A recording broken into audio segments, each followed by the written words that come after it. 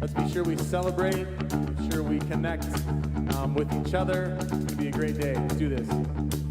I was buried beneath my shame.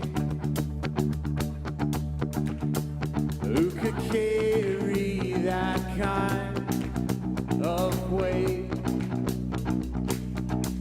It was my tomb till I met you.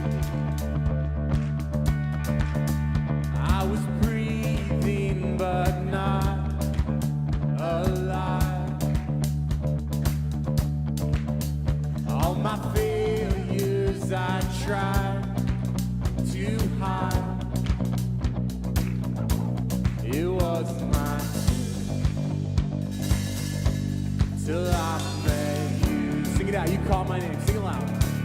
You call my name, and I ran out of that grave, out of the darkness, into your glorious day. You call my name, and I ran out of that grave, out of the darkness, into your glorious day.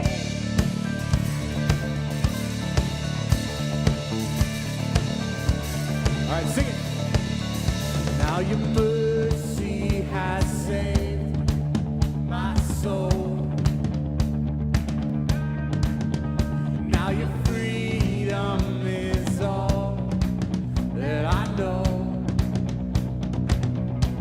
The old made new, Jesus, when I met you. Oh, you called my name, and I ran out of that grave, out of the darkness, into your glorious day. You called my name, and I ran out of that grave,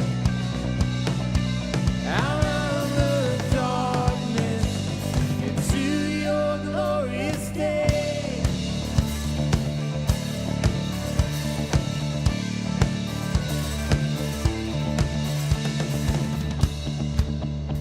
Keep it going. Song of celebration, song of joy. I needed rescue, my sin was heavy, the chains break and the weight of your glory. I needed shelter, I was an orphan, now you call me a citizen of heaven. When I was broken, you were my healing, now your love is the air that I'm breathing. I have a future, my eyes are open, 'cause when you call my name, I ran out of that grave, out of the darkness, into your glorious day.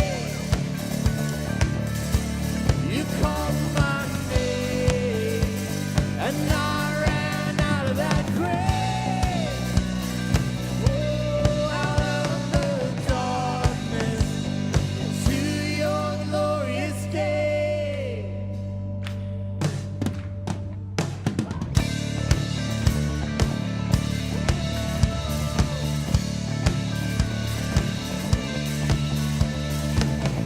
All right, give it up. Praise. Give it praise. God, we thank you for who you are. We thank you for the love that you show us every day. God, we thank you for your invitation and your challenge to share that love with people around us.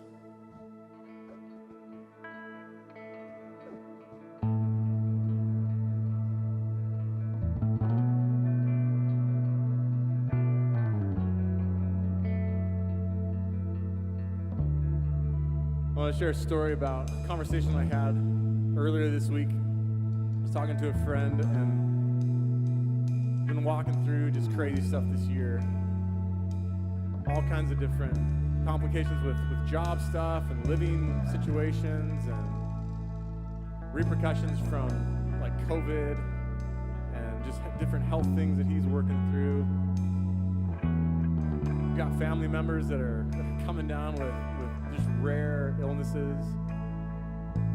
And I was talking with him this week, and he was saying, I'm in this season right now where my faith is stable. I know who Jesus is, 100%. But I'm working through like dropping the religion. That's huge, you know, like if we can't return constantly to the place where Jesus is the center of everything we do, then we are going to continue to work and walk through and design and build up the mechanics of a life that's centered on something different. And so my heart was so heavy for my friend for walking through all of that. And I was like so joyful as well for him being able to step into that realization that nothing else matters if Jesus is in the center. So I hope that's encouraging for you today. I hope that today will be a time where you step in boldly and say, all right, Jesus is the center of everything. I'm going to let all this stuff like just fly around me, the chaos of this season and this world that we're in. But Jesus is going to remain in the center. And just like my friend, like verbally say, I am going to strip away the religion. I am going to strip away the works-driven lifestyle. I'm going to strip away the things that are distracting me from the person of Jesus Christ.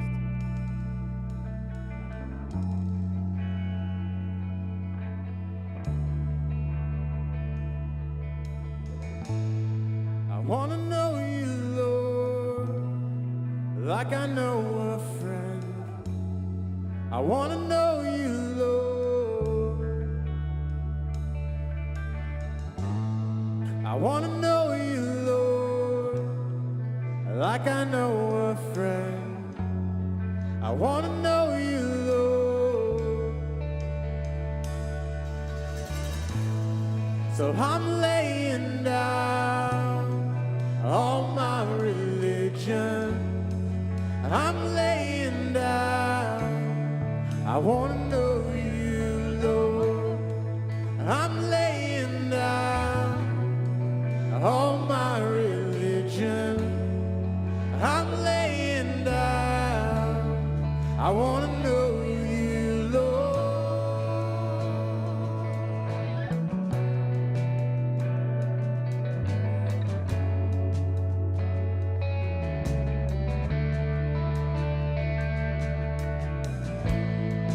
I used to think that I could box you in, but I'm laying down. I want to know you, Lord. I used to think that I could box you in, but I'm laying down. I want to know you, Lord. So I'm laying down all my religion. I'm laying down. I want to know you, Lord. So I'm laying down all my religion. I'm laying down. I want to know you, Lord. I want to know you, Lord.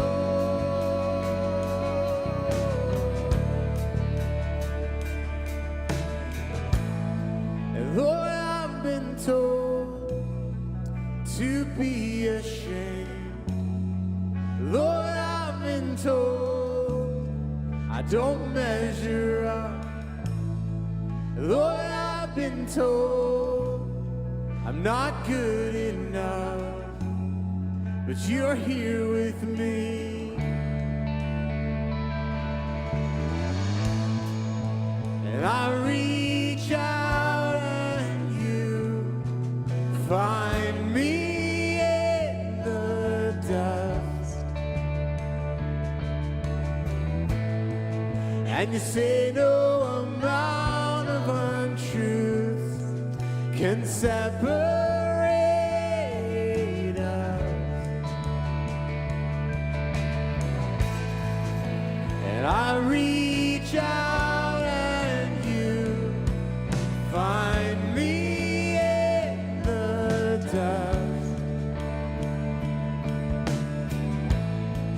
And you say no amount of untruths can separate us. And I reach out, sing it. And I reach out and you find me in the dust. And you say no amount of untruths can separate us. And I will rejoice in the simple gospel.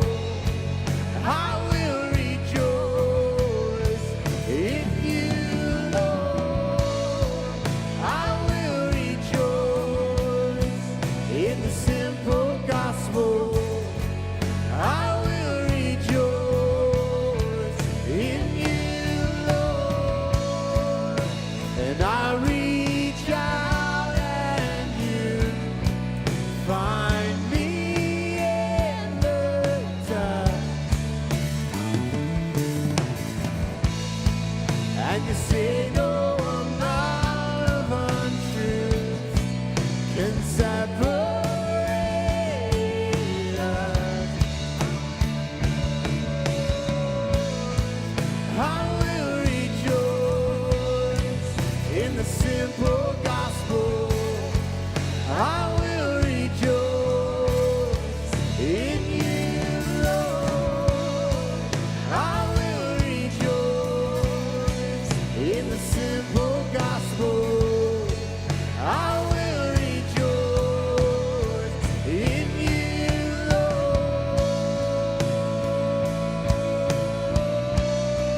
In you,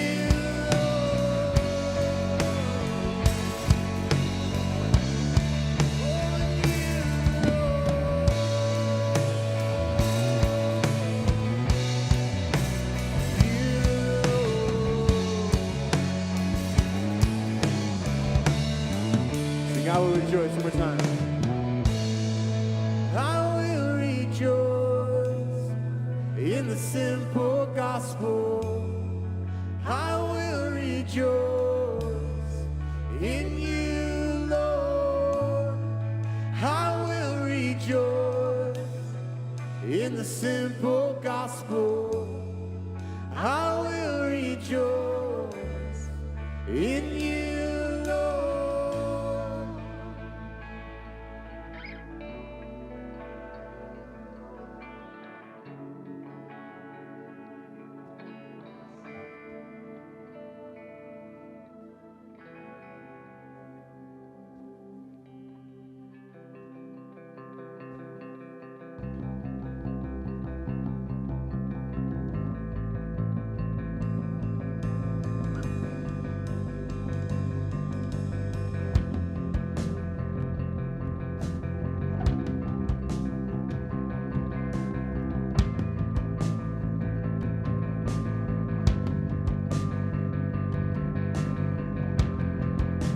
I don't want to be afraid every time I face the waves.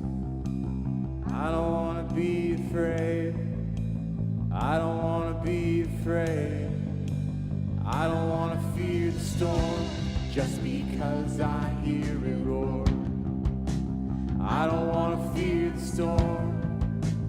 I don't want to fear the storm. Sing, peace be still.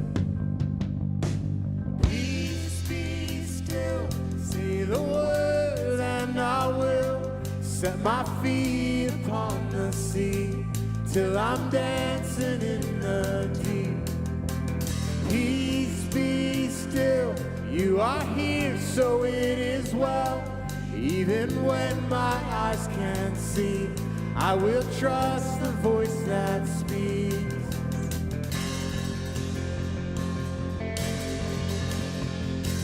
I'm not gonna be afraid, 'cause these waves are only waves. I'm not gonna be afraid. I'm not gonna be afraid. I'm not gonna fear the storm. You are greater than its roar. I'm not gonna fear the storm. No, I'm not gonna fear it all. Peace be still, say the word and I will set my feet upon the sea till I'm dancing in the deep. Peace be still, you are here, so it is well. Even when my eyes can't see, I will trust the voice that speaks. Peace, peace over me.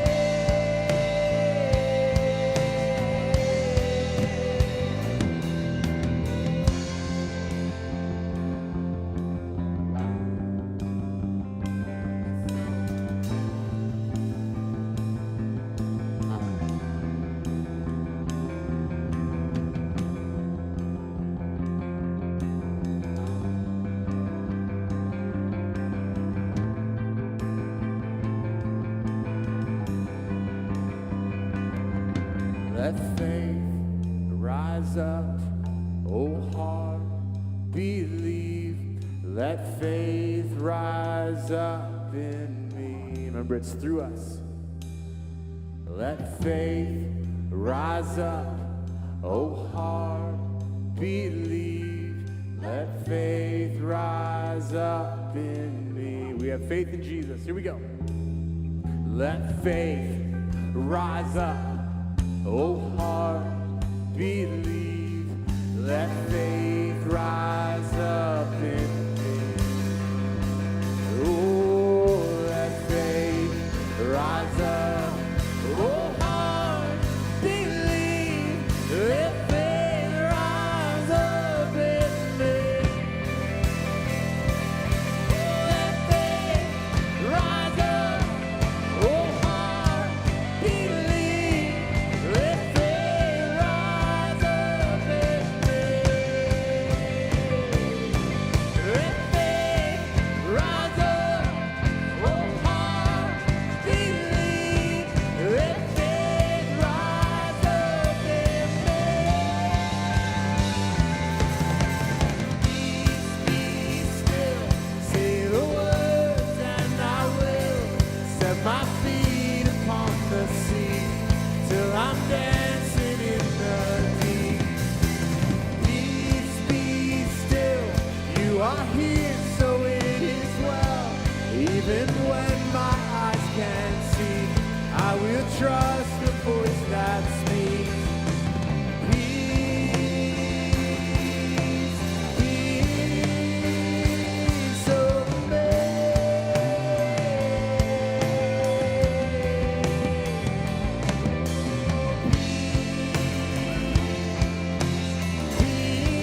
Peace over me.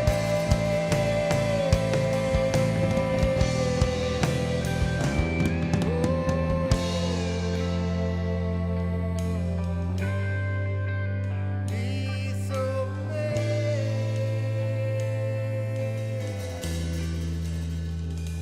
Oh, let faith rise up, oh heart, believe. Let faith rise up. Get it again. Let faith rise up, oh heart, believe. Let faith rise up. God, we thank you that you can calm the storms in the physical world. You can calm the storms in the spiritual world. You can even calm the storm in our lives.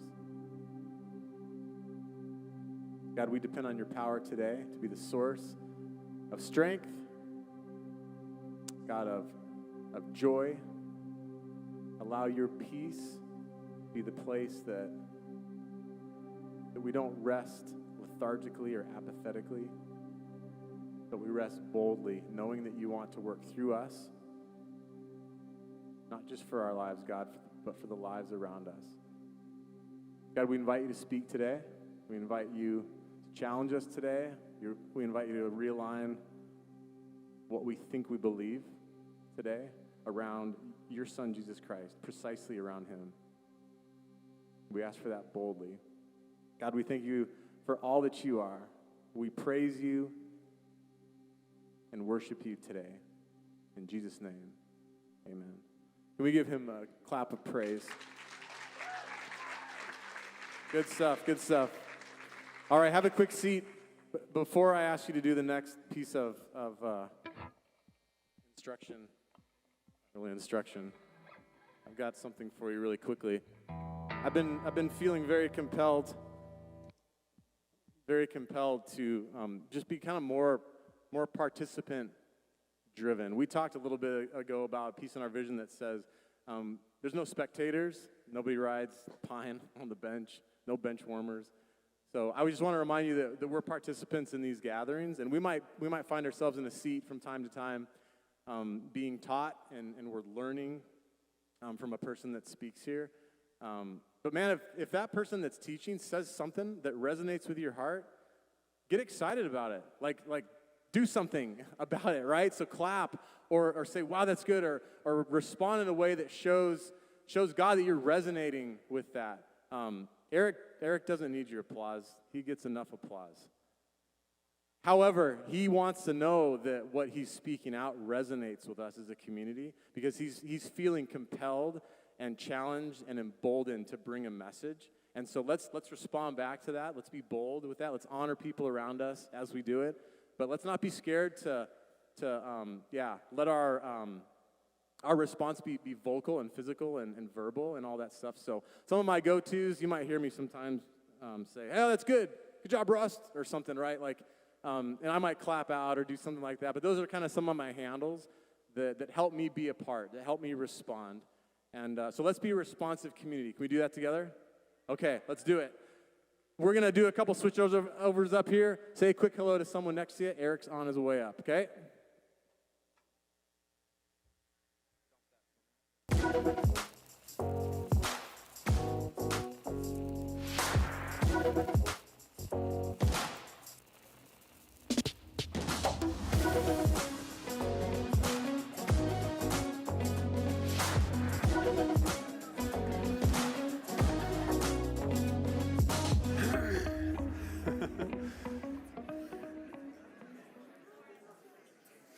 Right on. That was good. Yeah, you can bring it on. Some of my personal favorites. Yeah. Thank you. That's very nice. Very nice. Yeah, right on's good. Some of my personal favorites, if you just feel compelled, you can shout out things like brilliant. That's always a good option. Such wisdom. Like I don't want to, plant anything in your mind. I'm just saying. So glad you're here. You picked a great day to be here. We've got some exciting topics and content to get into in the scriptures. So let's do that. How many of you have ever bought something that you would consider to say it was a lot of money? Like you spent a lot of money on something. And a lot of money, that's kind of like relative, right? Because for some of us, $1 million is a lot of money. Others of us, maybe $1,000 is a lot of money. But you spent a lot of money on something, and I'm guessing whatever that thing was, like you spent some time thinking about it before you bought it. Like you thought about, is this really a good choice? Especially you wanted to make sure that you're going to spend something that has four digits, even 5 digits or more. Like, I want this to count. You researched it, you asked people, you got all the information you could to make an informed decision. So I had this experience this last summer. Our family's had a boat for, 9 or so years, and it's a glass drawn. It's this great boat. It's done everything we really needed to do except for one thing. Like it does everything except because it's inboard outboard, you can't surf behind it. And I really wanted to. Well, not for me. It's for the family actually.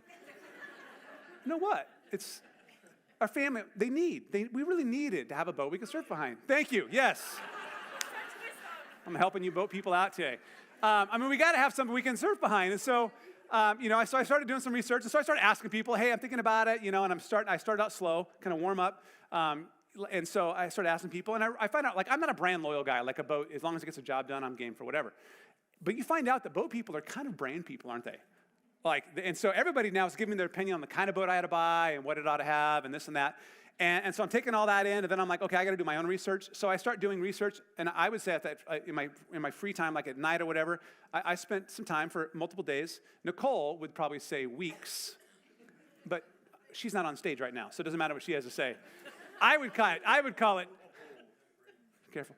I would call it, I love you, baby. I would call it days. I'm spending days researching, and I'm researching all these different boats out there. I'm learning about stuff I'd never heard about before, and all this like certificate technology and FAEs and GSAs and like all of this stuff. And I'm like, okay, what do I need?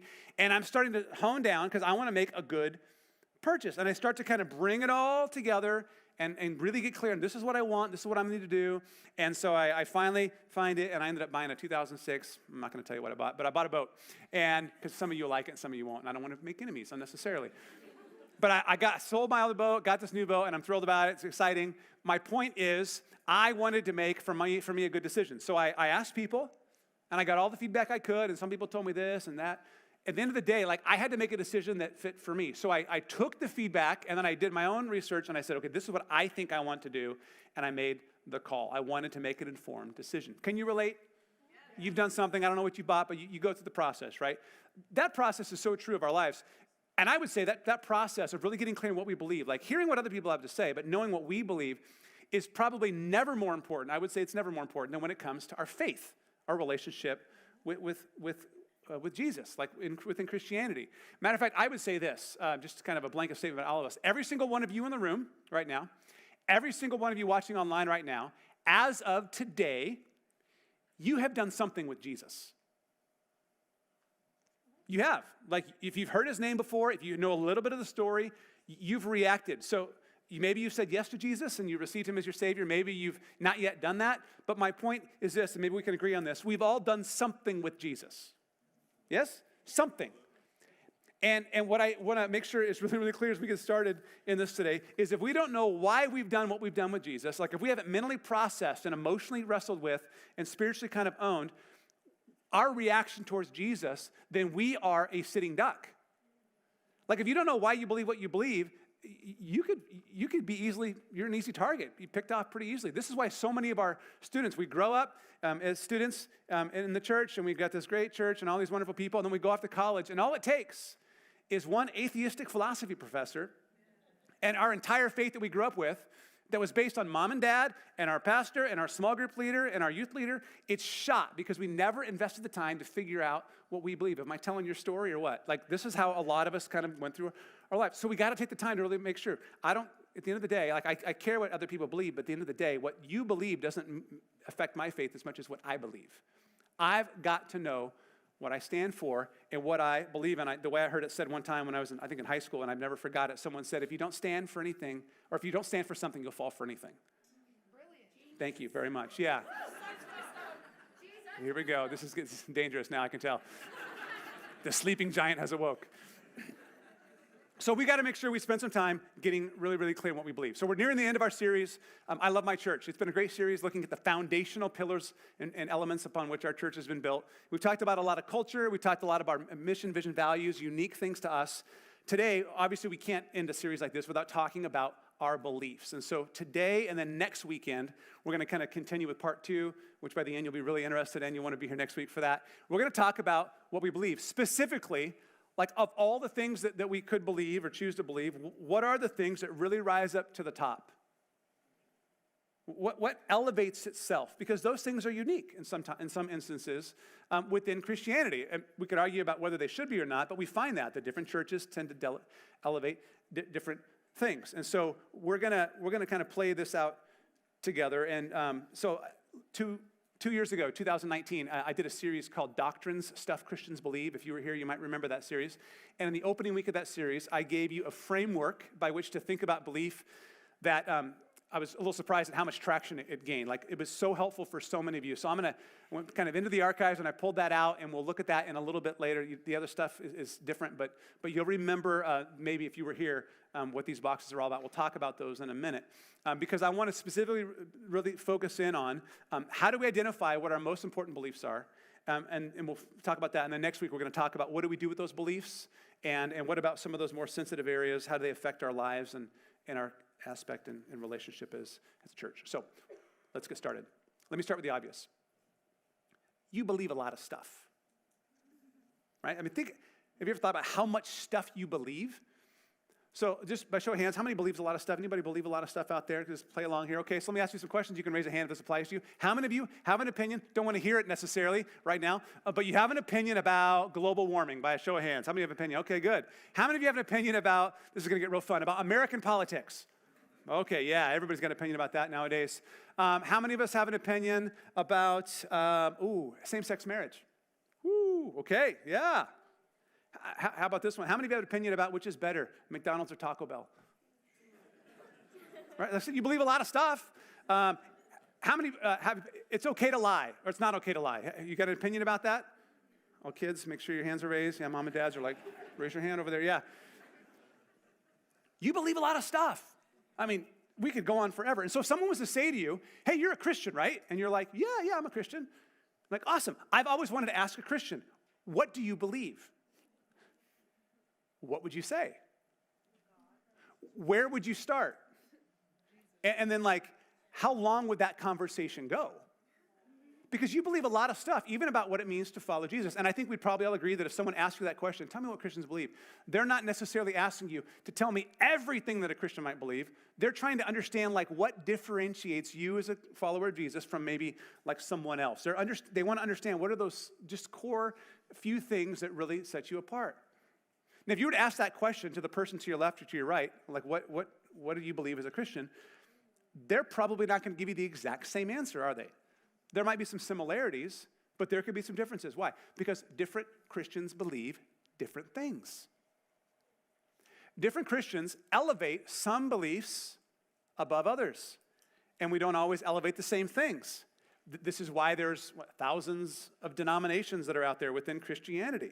And so how do we make sense of all that? Like, we have a lot of beliefs. Beliefs are important, but which of my beliefs ought to rise to the top? Who gets to decide, like, what beliefs are most important? And does that really have anything to do with anything? And, like, is there such thing as right and wrong beliefs? Like, who am I to tell you that your beliefs are wrong? Is that okay for me to say? Let's find out. If you have a Bible, turn to Romans chapter 16. Romans was a letter written by a man named Paul. Paul wrote like 13 of the 27 New Testament books, so he's pretty prolific in his writing. And most of what he wrote were letters, and his letters were generally pretty relational. This particular letter, the letter to the Christians in Rome, called Romans, not very relational in that regard. It's written more like a theological essay, like he was applying for his PhD, is almost the way it's written. He gets into really big theological topics, like studies of God topics. He talks about sin and salvation, grace, faith, righteousness, justification, sanctification, redemption, death, resurrection, like big topics. And for 16 chapters, he's just like going through, like an attorney writing a legal brief. He's just laying it out there. And at the very end, in chapter 16, as he's bringing his letter to a close, in his final paragraphs, he emphasizes one last time sort of the heart and the spirit, the relational spirit behind everything he's written. And I think it speaks very well to this topic of our beliefs and what we know to be true and how we can compare that to that which is false. So here's what he says, verse 17. Paul writes, "And now I make one more appeal, my dear brothers and sisters." He's like, one last thing. I just got to squeeze this last thing in. Watch out for people who cause divisions and upset people's faith by teaching things contrary to what you've been taught. And then look what he says. Stay away from them. One more thing to say. Watch out. Be on guard. Head on a swivel. Pay attention. Watch for what? Watch for people who teach that which is contrary to the things you've been taught. Think about how people learned in the first century. We forget this because we have access to everything. I mean, how many of us, like every day, right, we learn new things by watching YouTube videos. I mean, yesterday I became quite educated just watching a couple YouTube videos on a couple topics. Information is so readily available. That was not true in the first century. They had no books. They had no videos to watch. They obviously had no internet. So they taught mostly by oral teaching. And so teachers would come, and especially in Judaism, and there were traveling teachers that would come, and they would teach on a topic or a subject, and they were well-known, and sometimes they would travel from city to city, from town to town, and they would share. And so there was this rise of false teachers that came, a prolific rise of false teachers, after the time of Jesus up to the first century. And so Paul writes to these Christians in Rome. Rome was a city where many of these teachers would come. Rome was an enlightened city, right? They were known for their academic achievements and giving the world, this concept of, just developing philosophy. And they were known as a center of great culture. And he says to them, be careful. Be careful of the voices that you're listening to. If Paul were to write these words to you and me living in 2021, I don't want to try to improve on the Bible, but if we were to use some language, maybe this is what Paul might say to us today. He might say, watch out for social media influencers and online articles and talk show guests and conference speakers, podcasts, YouTube preachers who will lead you down the wrong path by what they teach. It might sound good, Paul would say. There might be a thread of truth woven through it. But in the end, it will lead you the wrong way. He says it will cause division. He says it will, it says upset people's faith. And that's kind of soft, like upset, like, oh, you hurt my faith's feelings. That's not what it means. It's like, you've set a snare for me. You trapped me, right? I'm caught. I'm all bound up. I'm stuck now. This is a dangerous thing because of what was taught. And his advice is very clear. He says, stay away from people like that. He goes on in verse 18. He says, such people, these false teachers, are not serving Christ, our Lord, for they're serving their own personal interests. By smooth talk and glowing words, they deceive innocent people. Paul's speaking specifically here of teaching that purposely misleads others. Right? Smooth talk, glowing words. That's what Paul's highlighting. People that want to build a following, they want to make a name for themselves. If you really press them and they were honest with you, they would acknowledge, yeah, it's all a sham. I'm trying to, it's a money-making scheme. I'm doing this. Like, if they were to be honest, they probably wouldn't be. But their intentions are completely false. That's obviously part of what Paul's speaking of here. And there is also teaching that might even be based in good motives. Its intentions are good, but it still leads people astray. And it is equally dangerous. This is interesting as I look at the New Testament. I have not found a distinction where the motive of false teaching matters. Like, at the end of the day, false teaching is what it is, not because of its motive, but because of what it produces: confusion and division. And false teaching, anywhere in the Bible that we find it, is described in one of two ways. It's when we add to or take away from solid biblical teaching. Both are dangerous. Sometimes we think about it like, oh yeah, you're cutting this out or cutting that out. Maybe that could be false teaching. But what was more common in the first century? People adding to, actually. That was more the issue. That was definitely something Paul had to stand up against, was all of these, well, yeah, it's Jesus, but it's Jesus and this, that, and the other. And Paul just says, no, that creates all kinds of confusion. And just like, Paul, in all of his years traveling the mission field, he had been all around the known world. He had seen just about everything you could possibly see within the church. All kinds of divisions and confusion. I would say of myself, I can't compare myself to Paul, but I'm clocking in about 27 years now of pastoral leadership, which is a shocking number to even say. Can we just have a moment of silence? 27 years, wow. I can't say I've seen it all, or I can't say I've heard it all, but I've seen and heard plenty. And I've seen, again, sometimes the motives were impure, sometimes they were pure, but I've seen people become distracted and misled because they weren't crystal clear on where they stood, and so they bought into self-serving or smooth-talking teaching that appeared to be from God, but it wasn't. And because they weren't grounded, back to where we started, they didn't know what they stood for. They didn't have a clear grasp of what the true gospel was. They got caught up on it and train wrecked their lives. And I'll tell you, it always grieves me. It probably grieves you if you've seen this happen in the lives of people that you know and care about. And without a doubt, it grieves the heart of God when he sees his sons and daughters, his children, confused, deceived, and led astray because we're not crystal clear in what we believe. And so again, we'll just be swept up in anything that comes along. And so he gives us a very, very clear solution, one that I think all of us should heed and apply to our lives. Verse 19, he shifts from talking about these those that teach false, and he says this, but everyone knows that you are obedient to the Lord. So let's not talk about those teachers. Let's talk about you now, Romans. He says, everyone knows that you're obedient to the Lord. Like people are talking about you. And that makes me very happy. I want you to be wise in doing right and to stay innocent of any wrong. This is Paul's solution. He says, be faithful to what is true. And when you're faithful to what is true, as you have been, that fires me up, man. I'm so excited. That's exactly what you got to do. Faithful to good teaching. That's how you remain wise. It's how you stay innocent of wrong, is by being obedient to Christ. And you follow him more so than following any other voice that's out there. That's how you protect yourself from confusion. There's a phrase for this within Christianity, and maybe you've heard the phrase before. It's the word orthodoxy. You've heard that word? It comes from two Greek words. The first word is orthos, which means, it means straight, or kind of correct. Think about like an orthodontist. If you've ever been to orthodontist before, straightening out.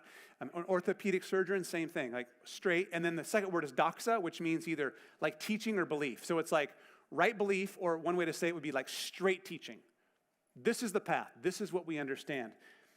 There's orthodoxy within Christianity. By around 400 AD, there had been a number of church councils that had met, and they had begun to solidify together this basic understanding of what the core of what it meant to follow Jesus was really about. And so a lot of those are captured in sometimes what we call the creeds of the church fathers, where we have these creeds that we understand that help us kind of can bring together and capture the essence of what it means to really follow Jesus. This is the spirit that Paul's getting to, even this is way before any of that kind of happened. He's just like, you got to know how to cut out the confusion. You got to sift through it and understand things clearly for what they are. Continue on the straight path. Know the truth. Hold on to pure belief and don't get led astray.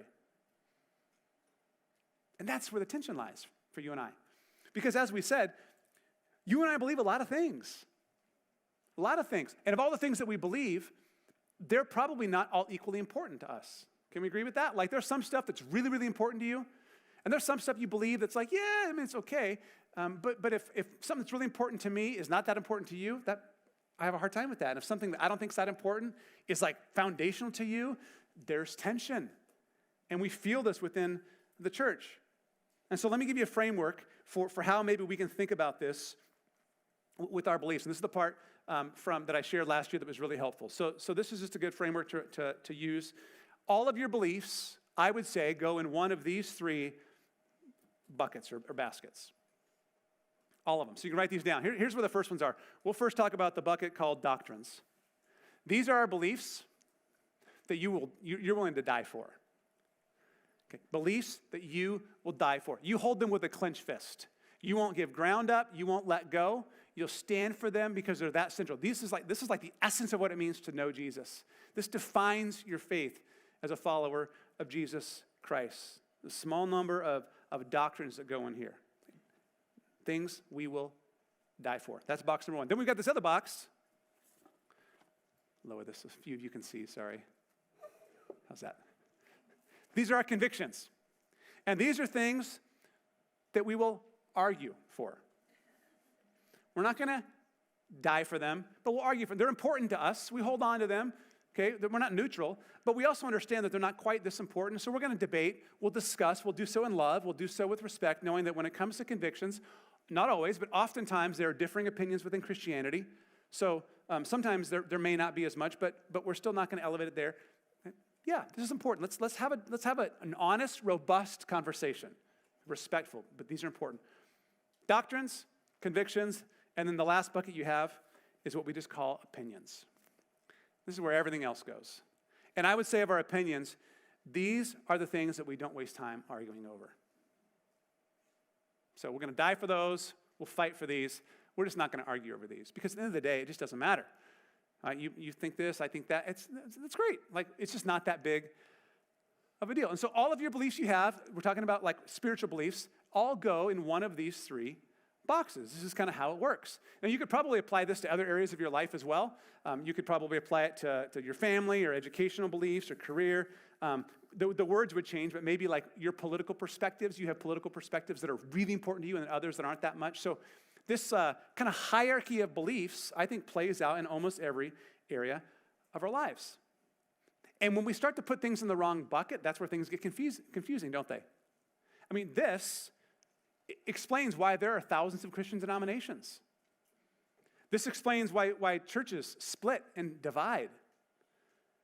This explains why friends stop being friends and stop talking to each other. This actually describes why sometimes Christians first describe themselves as Baptists or Pentecostals or Lutherans or Catholics before they say, I'm a follower of Jesus, right? There's some unique identity that I've elevated that actually I capture my essence around that sometimes, if I'm not careful, even goes above my relationship with Christ. That's how all of this plays out. And the tendency for us, and this is so true, is we tend to elevate, I mean, not you, but the person sitting next to you does this. Let me tell you about that's a better way to say it. The person sitting next to you, here's what they do. They actually move their beliefs generally one bucket higher than they probably should. So we end up having opinions about things that we shouldn't even waste time thinking about. They're just so not even necessary in life. And then we have convictions, like we're fighting for things, arguing for things that really we shouldn't even waste our time talking about with each other. And we could have an opinion, but hold on to it. And then there's stuff that we're like drawing lines in the sand and we're like dividing and like not talking to people anymore. When it's like, no, you can have a conversation, but at the end of the day, like it's okay. There's space. We elevate. Why? Because of passion and emotion. I was in a meeting years ago. I served on a nonprofit board in town, and we were looking at our financial report as a board, and someone had presented the financials in an email. So we were all like, hey, pull up on your phone, or people had their computer, and so we're all looking at the financials. And one of the people in the room says, hey, I really don't think we should look at these on our phone. I think we need to have a paper copy. I don't think we should do financials in a digital format. People are like, okay, you could print a copy maybe, bring it with you next time, and No, I think we, as a group, need to look at paper, pieces of paper. There's a reason why normally boards do this. We need to do it. We need paper. Okay, and the group's like not really, no, like seriously. And then the person elevates it and says these words, you guys, I will die on this hill.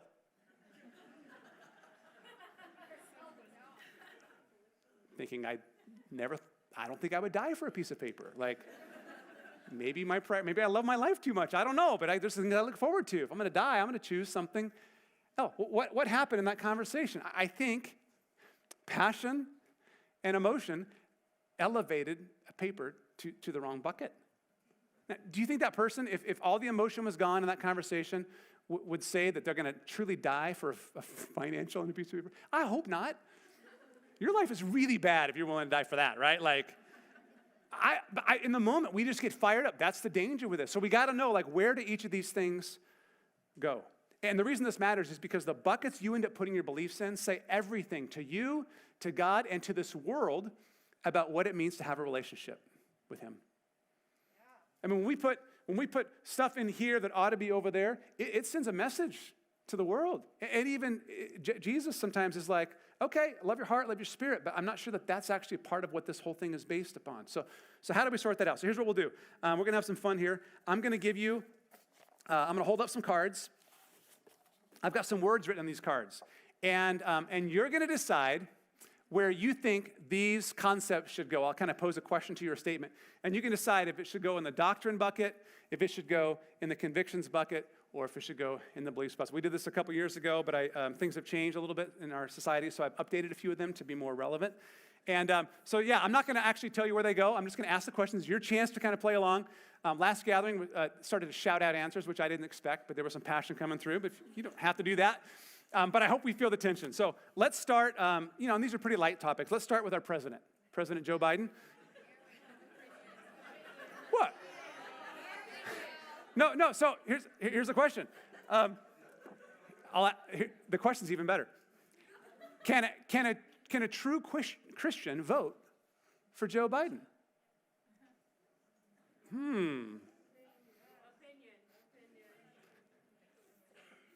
So here's why I asked this question. I stood in the lobby last summer, or earlier, right before the election. I stood in the lobby, met a family, first time at Cedar Hills, and the dad walks up, hey, great experience, loved our kids were happy. They couldn't get their kids out of our kids' ministries. It was so positive.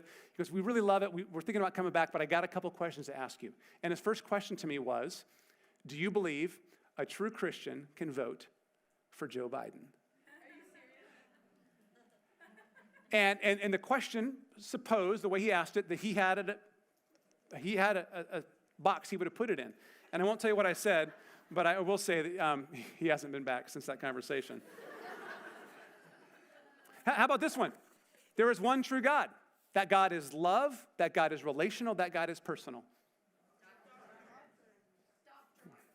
What else? Oh, here's another fun one. Is hell a literal, burning, never-consuming lake of fire? Or is that just a way for us to understand it? You realize this kind of stuff like divides churches, right? It might seem kind of light, but this is a big, big deal. Here's another sensitive one. What's that? Hot topic. That was good, Doug.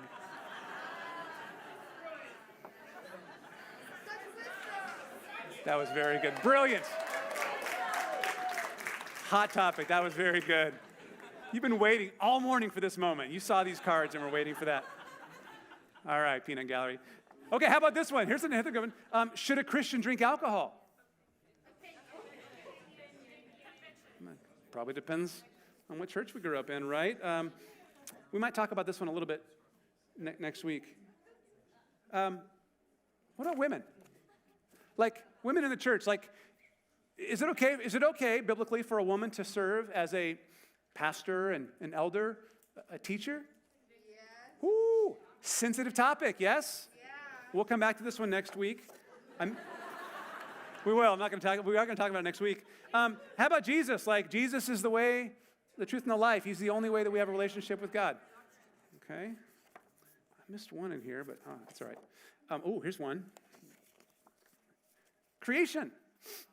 Did God create the earth in 6 literal days? And is the earth less than 10,000 years old? Or is it possible that the earth is actually hundreds of thousands, if not millions of years old? Where does that go? Or other important things like, is it okay to use haze machines in church gatherings?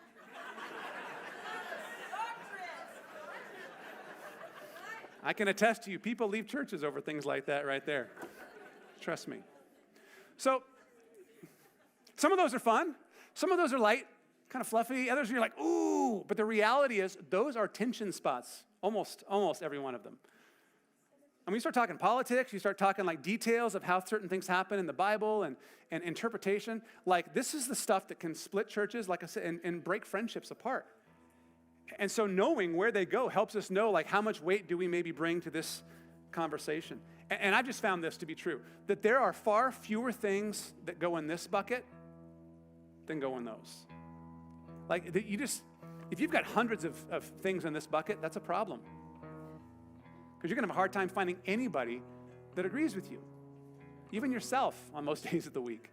There are fewer things in this bucket than there are this bucket, and there's fewer things in this bucket than there are in this bucket. And so we've got to just be thoughtful about like how much emphasis we put in each one of those. And when we get confused about what goes where and we start putting things in the wrong bucket, oh man, if this is not described the last couple of years within the American church, if we start putting stuff in the wrong bucket, or worse, we just take everything and we dump it all in here with the best of intentions, and we protect and we circle the wagons and we fight and we draw lines and we start dividing over this and that because we want to protect the truth. We destroy the very faith we're trying to protect. And Jesus goes, oh, I love your heart and spirit. But you can't put it all in here. It's the old saying, if everything's important, nothing's important. What are those core foundational things? So as a church, we've spent some time getting really, really clear on like what are the core foundational beliefs that we hold to. It's a small number. We're not going to put everything in that bucket, but we're going to put some, and we're going to stand for those no matter what. If you go to our website, you can find those. Go to cedarhillschurch.com. There's a tab that says About. There's a tab underneath that says Belief, and you'll find our doctrinal statement there. And you'll find that there's not a lot in number, but they are rich in their depth and their meaning. And we hold tight to those. We will not give inches on those. Like, you're not going to push us. We're going to stand firm. We're going to teach around those, or we're going to unite around those. We got a lot of other stuff we believe. We'll talk about those. Maybe, but probably not. Like, we're going to focus on the stuff that's most important. And you can believe differently than we believe and attend here. Do you have to believe everything we believe in this bucket in order to attend here? No, of course not. We're so glad everybody's here. I mean, come as you are. we want to continue, though, to seek after Christ and have him transform us as necessary. But if you want to be like a leader here, I mean, our leadership unites around these. Our membership, we brought 18 new members into our church this last week. Like, you've got to be able to say, I'm committed. Yeah, that's awesome. Our members say, we're committed to this. We're all in. Like, those things are like, we're committed to those. So next week, we're going to talk about what those 5 things are, and then we're going to revisit a couple of the more evocative cards from earlier and talk about where we put those and how do we respond to those. So if that's not a way to bait you to come back next week, I don't know what is. Knowing what you believe about what matters most will give you a guide by which to live your life. You don't know what you stand for? You can be swayed by anybody who comes along. I want you to know what you believe. I really do. I want you to be rock solid on what goes where when it comes to the most important things. And this is the kicker. I want you to align what you believe with what Jesus taught. So that when you feel a tension between some conviction you have about life or about faith or about government or politics, and it runs against that which Jesus teaches, we don't try to force Jesus to bend to our position. We actually go, I need to realign with Jesus. How's that? Right? There's an idea. That we actually realign ourselves with Jesus when necessary, not ask him to align himself with us. That's what I want for you, that he becomes a center, and then everything else flows out. Because if you do that, you'll know what you stand for. You might believe different things than I believe on certain topics, and that's okay, possibly. Depends on what the topic is, right? We got to sort that out. Over here, we can have different beliefs on stuff, but you can't be indifferent. You got to know what you stand for. Jesus said 2 things about the truth, and we'll end with this. Because truth and right thinking and doctrine, they all go together. Jesus said, he says, I am the way, speaking of himself, he says, I am the way, the truth, and the life.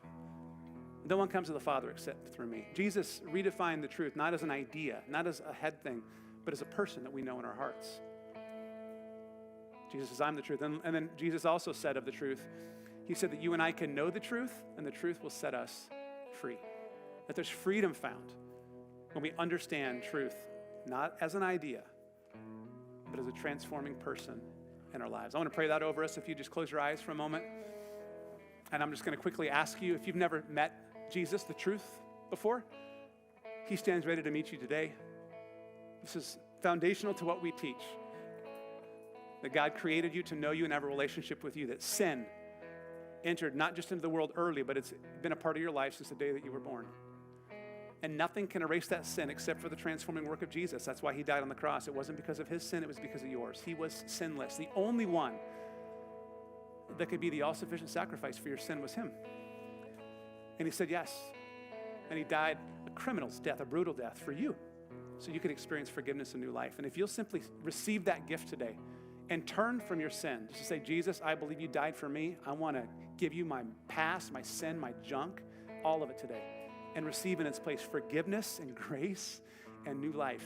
A transformation will happen in your heart right now that'll change the trajectory and the course of your life. If you want to make that decision to surrender your life to Jesus today, I just want to think of you and keep you in mind as I pray. If you just wave a hand at me and say, Eric, that's the decision I want to make today. That's awesome. Right on. That's great. Awesome. Right on. Good. So Jesus, thank you for seeing us and meeting us where we are. You know exactly what's going on in each of our hearts. That's one thing I love is we can't lie to you. We can lie to ourselves so easily. We can lie to others, but you always see through to the core of what's really going on in us. And I celebrate that, and I thank you for meeting us there. In the midst of that, you don't push us away. You welcome us. And if we will come to you in humility, you will begin to show us the truth of what's really going on. When we meet the truth takes residence in our life, and it reveals things in a brand new way. And so I pray for those today that want to surrender their life to you, Jesus. We celebrate that. That is the beginning of this incredible rest of our lives that we get to live, this gift of eternal full life that begins right here and right now. So we receive that, and we thank you for it. And I just pray, God, that you would then lead us now as your people to make the kinds of decisions that would align us with who you are, Jesus, and the message that you want to send to this world. I pray for each and every one of us that in this topic of beliefs and like doctrines and beliefs and opinions, all of the stuff that we hold on to, that we would have a tremendous amount of grace in this topic. We see you, Jesus, modeling and teaching us not just to stand for what is right, but to stand for love. And we have to do both of those. We cannot choose one over the other. So may we be the kind of people that do that. When we interact with those that don't believe like we believe, that there would be a spirit of understanding and grace and compassion in that moment. Jesus, thanks so much for your love, amazing love you have for each and every one of us. You love us for who we are, not for what we do. And for that, we're so grateful. And we pray all of that today, Jesus, in your strong and powerful name. And everybody said amen together. Amen. Hey, can we celebrate with those that are making decisions to give their life to Jesus today? Proud of you guys. Way to go. Yeah. All right.